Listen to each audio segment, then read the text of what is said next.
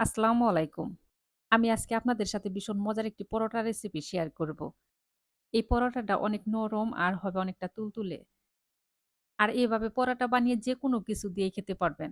আর এটা মাংস দিয়ে হলে তো কোনো কথাই নেই। চলেন আমি কিভাবে পরোটাটা বানাই।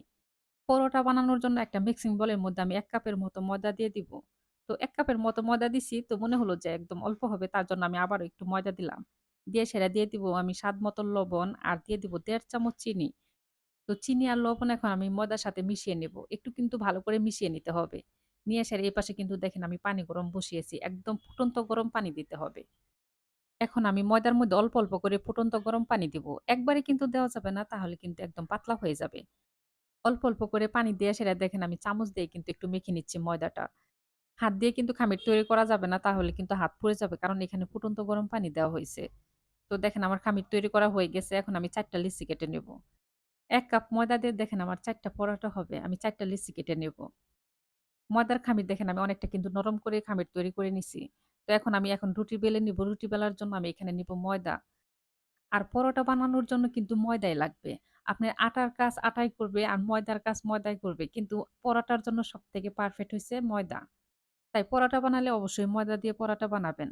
দেখেন আমার রুটি বানিয়ে নেওয়া হয়ে গেছে। রুটিটা ঠিক আমি এরকম করে পাতলা করে বানিয়ে নিয়েছি। এখন আমি পরোটার মধ্যে দেওয়ার জন্য একটা বলের মধ্যে দিয়ে দিব সয়াবিন তেল। তেলের মধ্যে দিয়ে দিব কর্নফ্লাওয়ার। কর্নফ্লাওয়ার দিয়ে এখন আমি তেলের মধ্যে মিশিয়ে নেব। কোন রকম যেন একদম দানা, দানা না থাকে একদম ভালো করে তেলের মধ্যে মিশিয়ে নিতে হবে।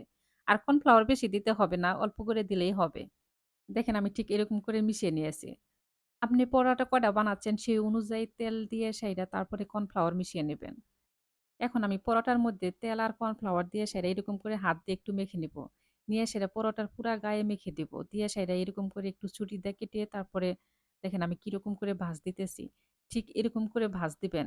এটা কিন্তু খুবই সহজ। আমার করতে ভালোই লেগেছে। আর এর পরোটাটা কিন্তু আমি মাঝে, মাঝে করে আমার ভীষণ ভালো লাগে। তো এরকম করে সবাই করবেন দেখবেন যে তাহলে পরোটা আর বাইরে থেকে খেতে ইচ্ছে করবে না। যদি এরকম করে বাসায় একদিন বানিয়ে খেয়ে দেখেন। তো দেখেন আমি কিরকম করে বাঁশটা করে নিলাম। কইরা সেটা এরকম করে চাপ দিয়ে আমি সবকটা বানাই নিবো। নিয়ে সেটা বেশি না ১০ মিনিটের মতো রেখে দিতে হবে। তারপরে দেখবেন যে ১০ মিনিট পরে অনেকটা সুন্দর নরম হয়ে যাবে। আর এই পরোটা বানাতে কিন্তু তেমন একটা কিচ্ছু লাগে না। একদম সহজ একটা পরোটা রেসিপি।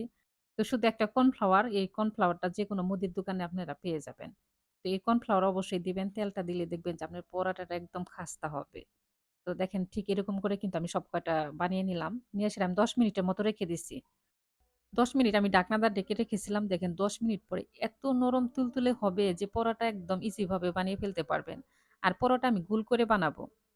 কেউ চাইলে এই পরোটায় চারকোনা বানিয়ে নিতে পারেন। তো আমার কাছে গোলই ভালো লাগে দেখতে। তো যাই হোক আমি পরোটা এখন গোল করে বানিয়ে নিবো। আর আমি কেমন করে পাতলা করে বানাবো পরোটাটা সেটাই আমি দেখাবো।